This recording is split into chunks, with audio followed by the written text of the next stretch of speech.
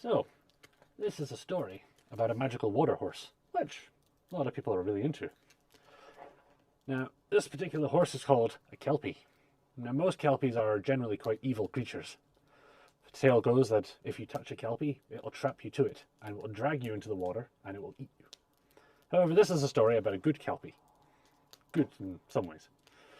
It lives at the bottom of Loch Garv with a human wife, who, through his Kelpie magic, somehow keeps her alive and able to breathe underwater. However, his wife is miserable.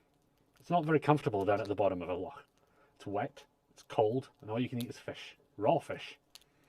So she's in very clear danger of leaving him.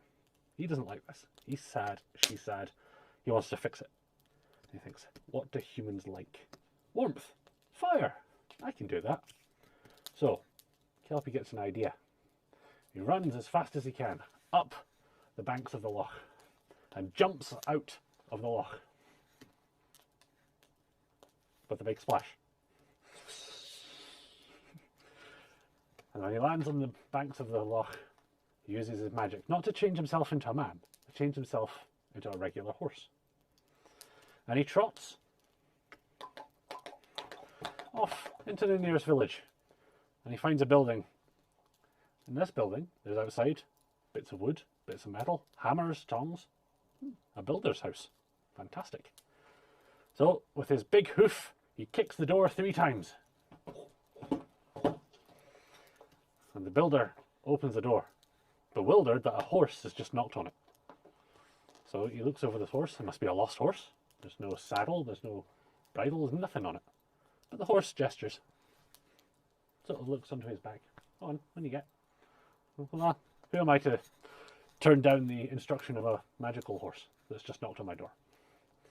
So he jumps on the horse's back. As soon as he sits on the back, his legs go dead. He can't move. That's when he realizes he's just fallen for the oldest trick in the book, and he's sat and touched a Kelpie. And just as soon as he realizes, the Kelpie shoots off like a dart back to the loch. And he knows what's coming next. The loch gets closer. He takes a big breath, and the horse jumps through the air and lands into the loch with a massive splash. And he holds on his breath as much as he can. The horse is tearing down the loch, right down to the bottom. He can't hold his breath anymore, and he goes to take a big gulp, expecting a mouthful of water. But he just goes, I can breathe. What is this? And then he doesn't really question it anymore. He's still attached to this horse, trundling down the side of the loch into the bottom of it. As soon as he gets to the base of the loch, the horse changes back and lets him go. He falls off and comes to his feet, wondering how he can move so freely and how he can breathe and speak while he's underwater. And the Kelpie speaks to him. He goes, Builder, I live here. This is my home. And this is my wife. She is sad because she is a human, and as humans go, they need warmth, food, comfort.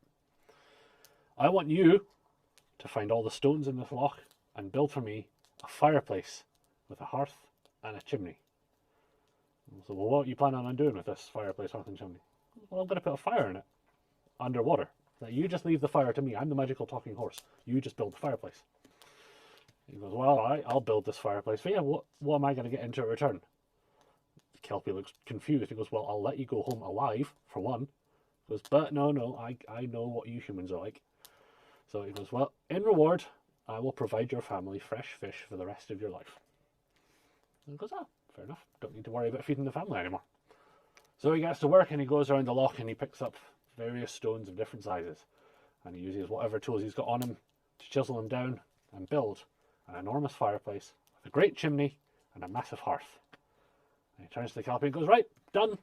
Do your thing. And with the Kelpie's hoof, he stomps on the ground once, big hoof stomp. And in the fireplace, erupts a magical blue-green flame. And the wife sees the flame erupting. She runs over to the fireplace and begins warming her hands. Oh, she's happy. She's got a big smile on her face. She wraps her arms around the Kelpie's neck and gives him a big cuddle. He goes, Builder, you've done me well. You've made my wife happy. I'll take you back home now. So the builder jumps on the Kelpie's back, and the Kelpie runs up the bank of the loch. And rather than jumping out with a big splash, he comes out gently and lets the builder down. He goes, as promised, all you need to do is come to the banks of this loch, point out into the water and just simply say, fish. And then the next morning, there will be a bushel of fresh fish outside of your house for your family to eat. And to this day, if you go to Loch Garv, no matter how cold it gets, the water will be frozen over except for one spot where the heat from the Kelpie's chimney rises and melts the ice in the loch.